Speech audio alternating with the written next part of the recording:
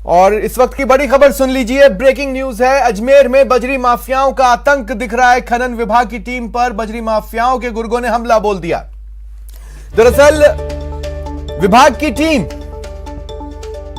Dumper को रोकने की कोशिश कर रही थी। इस दौरान डंपर ने टक्कर मारी। अवैध बजरी फेंककर डंपर का ड्राइवर फरार हो गया। खनन विभाग ने कई किलोमीटर तक हालांकि उसका पीछा किया। खनन विभाग की ओर से सिविल लाइंस थाने में जान से मारने और सार्वजनिक संपत्ति को नुकसान पहुंचाने का मुकदमा दर्ज कराया गया है। साथ ही फरार डंपर चालक की तेजी से तलाश की जा रही है। बताया जा रहा है अवैध बजरी से भरा डंपर कायड़ विश्राम स्थली से शहर की ओर आ रहा था। जब खनन विभाग ने रोका तो ड्राइवर विभाग की गाड़ी को टक्कर मार फरार हो गया। दोबारा और मारे गए किसी को। ये देखिए तस्वीरें आप अपने टीवी स्क्रीन पर। और ये इसे रोकने की काफी कोशिश की विभाग की टीम ने, लेकिन विभाग की हर डाल पर डंपर का चालक पात ही साबित हुआ। आधी अधूरी सफलता भी एक तरह से कहें तो विभाग को नहीं मिल पाई। बजरी माफियाओं के हौसले एक बार फिर किस तरह बुलंद हो रहे हैं वो इन तस्वीरों में छिपा हुआ है। कहानी देखिए आप। गलत काम कर रहा था, क्राइम कर रहा था, लेकिन विभाग ने जब रोका तो विभाग की गाड़ी को ही टक्कर मारी और अपने डंपर ले चंपत होने के लिए फर्राटा भर दिया। हालांकि विभाग ने उसका पीछा किया तो कहीं पर मौका देख चालक ने डंपर रोका और उतरकर फरार हो गया। विभाग हाथ ही मलता रह गया।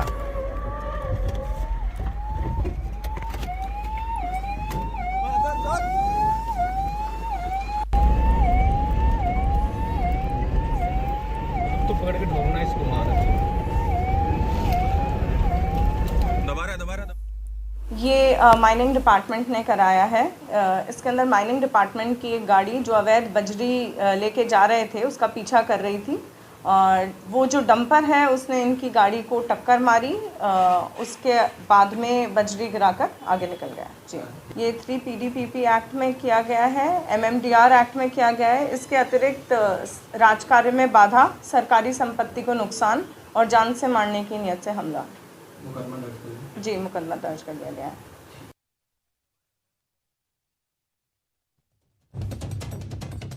अभिजीत कमेंट्री के दौरान मैं ये कह रहा था कि आधी अधूरी सफलता भी विभाग की हम इसे नहीं कह सकते। विभाग हाथ ही मलकर रह गया एक तरह से।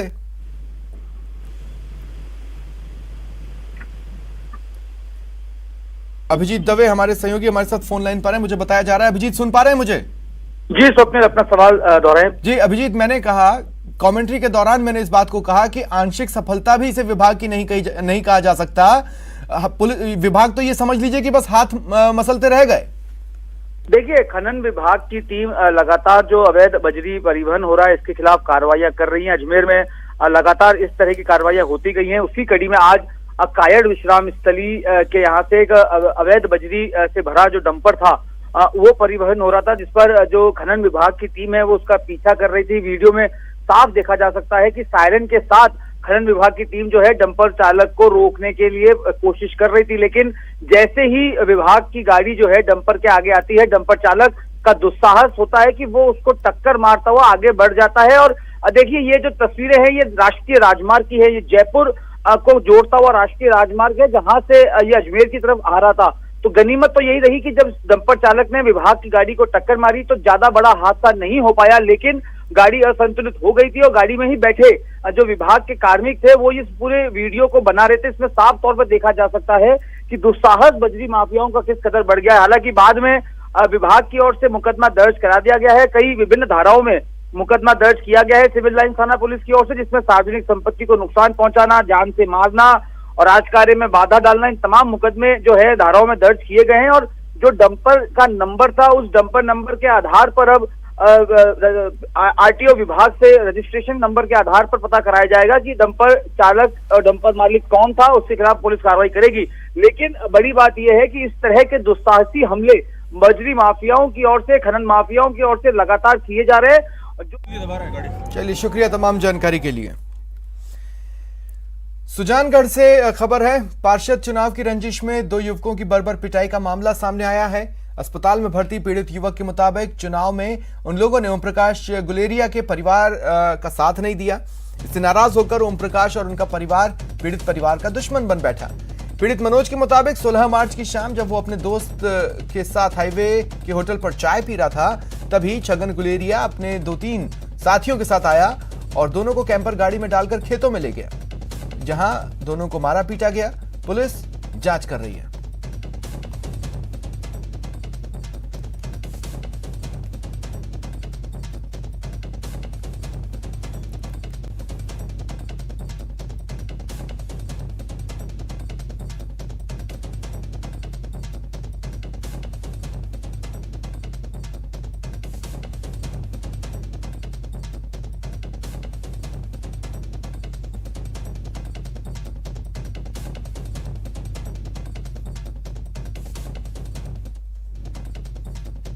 ये पे बैठे थे होटल पर बैठे थे। इतने में ये लोग आए थे, सीताराम छगन, ये लोगों ने हमको उठा लिया और फिर आगे खेतों में ले जाके कसुमी साइड में खेतों में ले जाके हमारे साथ में मारपीट किया, नंगा करके वीडियो बनाया हमारा।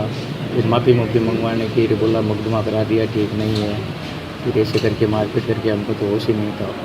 और इलेक्शन में भी आए थे, उस टाइम में भी हमको घर के पास में आके धमकी देके गए थे। वही धौलपुर में दलित महिला के साथ गैंग रेप की खबर है। तमंचे की नोक पर दरिंदों ने इस वारदात को अंजाम दिया। आरोपियों ने पीड़ित के पति से मारपीट की तो पति वहां से जान बचाकर भाग निकला। मासूम बच्चे भी वहीं थे। उनके सामने ही महिला को गैंग रेप का शिकार बनाया गया। पुलिस ने मामला दर्ज कर लिया है, नामजद मामला दर्ज किया है।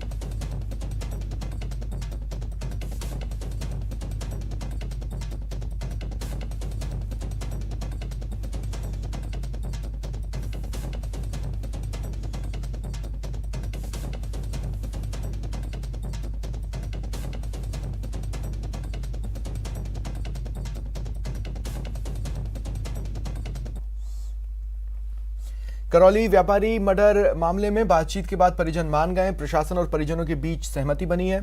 पोस्टमार्टम कराने पर अब परिजन सहमत हो गए हैं। मंत्री रमेश मीणा की मौजूदगी में सहमति बनी। 10 लाख रुपए मुआवजे का ऐलान हुआ। आंगनबाड़ी में नौकरी का आश्वासन दिया गया और यह भी कहा गया कि 7 दिनों में आरोपियों को गिरफ्तार कर लेंगे, जिसके बाद परिजन माने।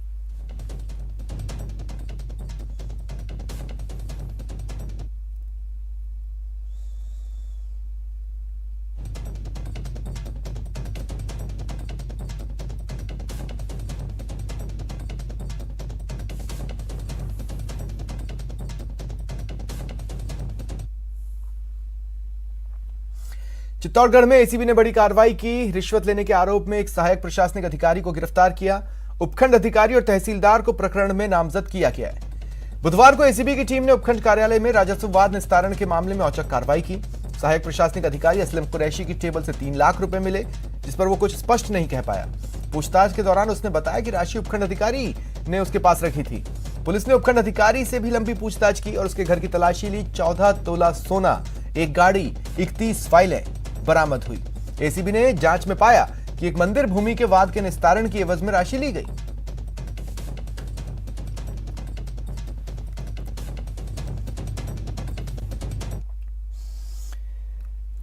(1990) में कश्मीरी पंडितों के विस्थापन पर बनी फिल्म द कश्मीर फाइल्स के एक special show arrangement Shri Ganganagar में बीजेपी नेता महेश पेड़ीवाल की ओर से किया गया। इस स्पेशल शो को देखने के लिए बड़ी संख्या में बीजेपी कार्यकर्ताओं के साथ कश्मीरी पंडित भी पहुंचे। इस दौरान दर्शकों ने भारत माता की जय के नारे भी लगाए और फिर यह कहा कि उन्हें वापस उनके घर जाने का मौका मिले। इस तरह की विस्थापन की वेदना नहीं झेलनी पड़े। अगला आग्रह रहेगा विनोद जी पंडिता। पहले एमएल कोयल साहब से आग्रह रहेगा। हमारा जो उद्देश्य है वो ये है कि जो देश में भ्रम की स्थिति है, 370 के बारे में, 35A के बारे में, इस भ्रम को दूर करना बहुत ज़रूरी है। जो हमारी सरकार ने 370 हटाने का जो कदम उठाया है, ये वास्तव में उठाना चाहिए, पहले उठ जाना चाहिए था, लेकिन हमारे प्रधानमंत्री नरेंद्र मोदी जी ने हिम्मत की है। तो इस पिक्चर को देख के, चूँकि हमारे यहाँ गंगानगर में भी कश्मीरी परिवार रहते हैं, और उन परिवारों से इस पिक्चर को देखने के बाद वास्तविकता पता है कि यही उन लोगों के साथ हुआ है। सारा ताज़ा हो गया। मैं अनमैरिड थी उस टाइम पे ये लड़कियों को ऊपर ले गए थे। हम एक दिन पूरा बंद थे। मेरे चाचा जी ने लॉक लगाया क्योंकि बाहर वो सारे थे, कम से कम 200 बसें थी। हमें पूरा दिन लॉक में रखा था ताकि ये अंदर ना आए और हमारी बेटियों को लेके ना जाए। हमने अपनी आंखों से एक एक दृश्य 100 पिक्चरें भी बनी, वो भी कम है, मगर ये तो बस 2 फैमिलियों की स्टोरी है। ये कुछ भी नहीं है जो हमारे साथ हुआ। हर एक बच्चे को हमें अपनी संस्कृति के बारे में पता होना चाहिए। जब तक हमें संस्कृति के बारे में पता नहीं होगा, हम कभी जड़ों से नहीं जड़ेंगे, ना हम उनसे लड़ सकेंगे। बस हमारे लिए हमें वहीं घर वापस मिल जाए। हम सिर्फ हमारे घर जाने के इच्छुक है। हमें जो हमारे घर मिले हुए थे और जो हमारी संपत्ति थी वो हमें वापस मिल जाए और खुशी खुशी अपने घर में रहेंगे। उम्मीद है ऐसा होने की, भगवान करे ऐसा दिख रहा है, भाई शायद होने वाला है। बाकी हो जाए तो हमारे लिए बहुत अच्छा है। बात शिक्षकों की, जिन्हें पढ़ाने के साथ साथ सर्वे का काम भी दे दिया गया है, वो भी इस फरमान के साथ कि उन्हें दिन भर फील्ड में रहना है। ऐसे में ये शिक्षक असमंजस में है कि दिन भर फील्ड में रहेंगे तो बच्चों को पढ़ाएंगे कैसे।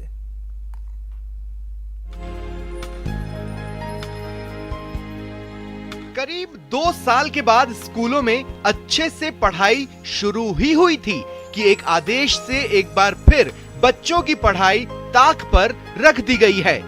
दरअसल सरकार के निर्देश पर जिला कलेक्टर्स ने BLO के काम के साथ साथ सामाजिक सुरक्षा के लिए भी सर्वे करेंगे, यानी स्कूल खुले रहेंगे, बच्चे भी स्कूल आएंगे, बोर्ड की परीक्षाएं भी होंगी और इन सब के बीच कलेक्टर के आदेश पर शिक्षक दिन भर फील्ड में भी रहेंगे। ऐसे में अंदाजा लगा सकते हैं कि बच्चों की पढ़ाई कैसे होगी।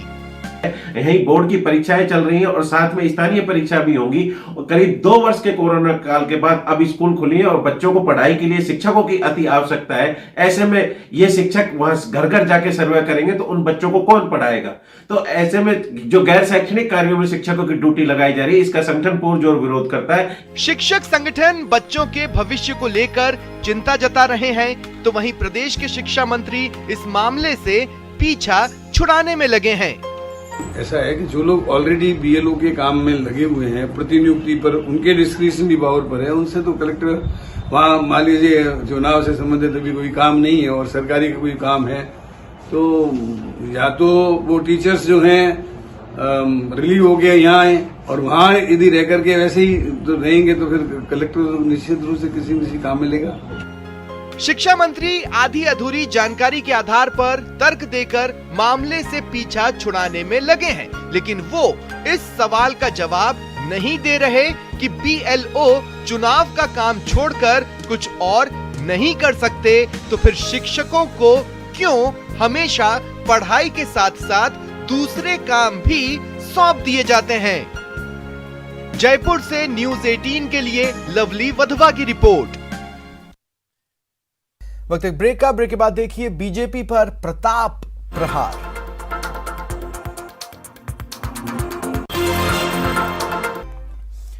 ब्रेक के बाद अब बात करते हैं बीजेपी पर प्रताप प्रहार की। मंत्री खाचरियावास ने बीजेपी पर जमकर हमला बोला और चुनाव से लेकर कश्मीर फाइल्स के मुद्दे पर जमकर आड़े हाथों लिया। और इस वक्त पूरे देश में जो राजनीति चल रही है तो एक बात स्पष्ट है, मैं हमेशा लोगों से कहता हूं कि कांग्रेस की सरकार हो चाहे बीजेपी की सरकार, हमेशा तोल परख कर वोट देना चाहिए। 5 राज्यों के चुनाव हुए, कांग्रेस पार्टी की हार हुई, भारतीय जनता पार्टी जीत गई, लेकिन जीतने के बाद जो घमंड की भाषा भारतीय जनता पार्टी बोल रही है वो लोकतंत्र का भी अपमान है और वो बीजेपी के लिए भी ठीक नहीं है। यदि बीजेपी जीती तो उसे विनम्रता से ये स्वीकार करना चाहिए था देश के सामने कि चुनाव से पहले जो उन्होंने वादे किए थे, 2 करोड़ लोगों को रोजगार देंगे, 15 लाख हर खाते में जमा करा देंगे, अच्छे दिन लेकर आएंगे, अब और नहीं पेट्रोल डीजल की मार, अब की बार मोदी सरकार, गैस सिलेंडर सस्ता हो जाएगा, वो वादे तो उन्होंने पूरे नहीं किए। इसके बावजूद वो जीत गए तो उनको माफी मांगनी चाहिए थी देश से और देश के नाम एक संदेश देना चाहिए था कि हमने वादे पूरे नहीं किए तो भी आपने हमको मौका दिया, एक बार फिर जिताया है। वो तो घमंड की भाषा बोल रहे हैं। वो तो आज भी हर राजनीति चुनाव को हिंदू, मुसलमान, सिख, ईसाई, फारसी, जैन जाति और धर्म के नाम पर बांटकर वोट को ले रहे हैं। बीजेपी देश में एक नया संदेश दे रही है कि महंगाई और बेरोजगारी मुद्दे नहीं है। इस देश में रोटी रोजगार, भूख, गरीबी, बेरोजगारी, महंगाई ये हमेशा मुद्दे थे, मुद्दे रहेंगे। आप इन मुद्दों से यदि जनता का ध्यान हटाने की कोशिश करोगे, रिवोल्ट होगा और वो रिवोल्ट इस बीजेपी के घमंड पर भारी पड़ेगा। आज भी भारतीय जनता पार्टी का आश्चर्य मुझे कि बीजेपी इतनी कमजोर हो गई। एक पिक्चर आती है, उस पिक्चर की आड़ में खड़े होकर अपनी सफलता ढूंढती है। इतने बुरे दिन आ गए बीजेपी के। खुलकर क्यों नहीं कहती बीजेपी के 90 में उनकी सरकार थी? 90 में किसकी सरकार थी? भारतीय जनता पार्टी की सरकार थी। शिक्षकों को सर्वे का काम देने पर पूर्व शिक्षा मंत्री और बीजेपी विधायक वासुदेव देवनानी ने हैरानी जताई। कहा यह अमानवीय और नियमों के खिलाफ है। कोरोना के कारण स्कूलों में अध्ययन नहीं हो पाया, अब अध्ययन शुरू हुआ है और साथ में अभी मार्च, अप्रैल और 15 मई तक अधिकांश समय परीक्षाओं का रहता है। ऐसे समय जयपुर कलेक्टर द्वारा इस प्रकार के आदेश जारी करना कि बीएलओ 15 मार्च से 16 अप्रैल तक केवल सामाजिक जो अधिकारिता विभाग है उसके तहत पेंशन और बाकी का सर्वे करके रिपोर्ट देंगे, यह नितांत ही अमानवीय, गैर कानूनी और साथ में नियमों के विपरीत है। 3 होटलों पर श्रीगंगानगर पुलिस ने छापा मारा। संदिग्ध अवस्था में 9 युवतियों समेत 23 लोग गिरफ्तार हुए हैं। ये बड़ी खबर इस वक्त की आपको बता रहे हैं।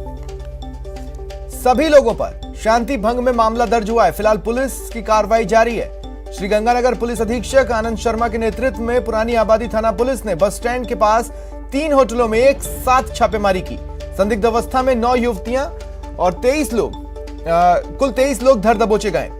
पुरानी आबादी थाना पुलिस के द्वारा अचानक हुई छापेमारी से अन्य होटल संचालकों में सनसनी फैल गई। पुरानी आबादी थाना पुलिस ने 9 युवतियों समेत 23 लोगों को पकड़ा है। उनके खिलाफ शांति भंग में मामला दर्ज किया जा रहा है।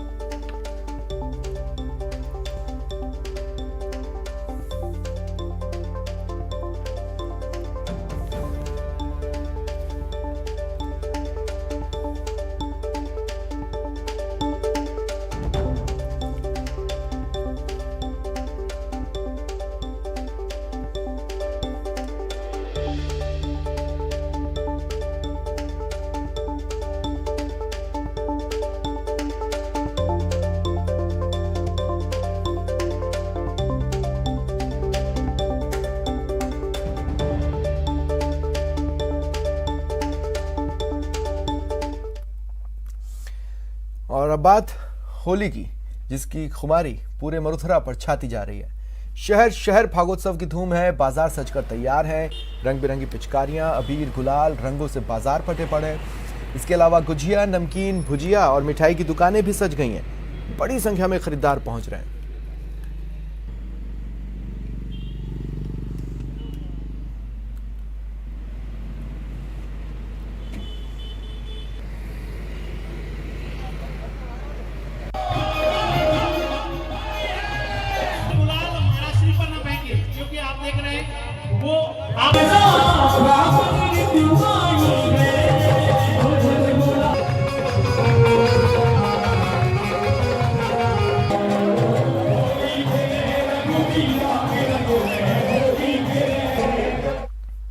अजमेर में भी होली के रंग जमकर बरस रहे हैं। कई संस्थाओं की ओर से शानदार आयोजन हो रहे हैं। आना सागर झील के पास किनारे शाम के भजनों पर लोग जमकर थिरके।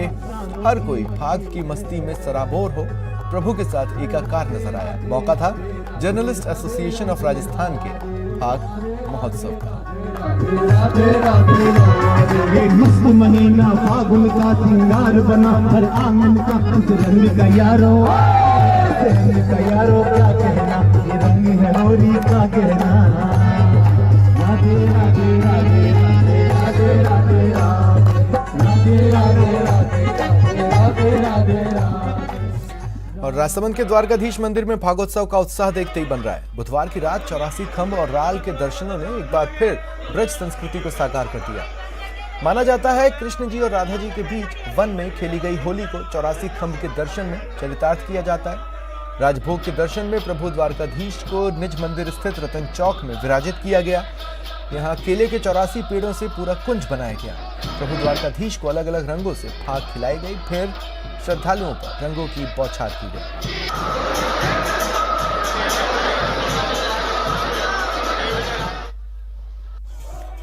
और चलिए राजसमंद जिले की बात करें तो वल्लभ संप्रदाय के मंदिरों में फागुन मास में रसिया गीत गाए जाते हैं, जिसकी धूम नजर आ रही है। पुष्टि मार्गीय संप्रदाय की तृतीय पीठ राजसमंद के द्वारकाधीश मंदिर में रसिया गीत गाने के लिए विशेष भक्तों की टोली पहुंची, जिन्होंने अपने गीतों के माध्यम से भक्ति की रसधारा बहा दी।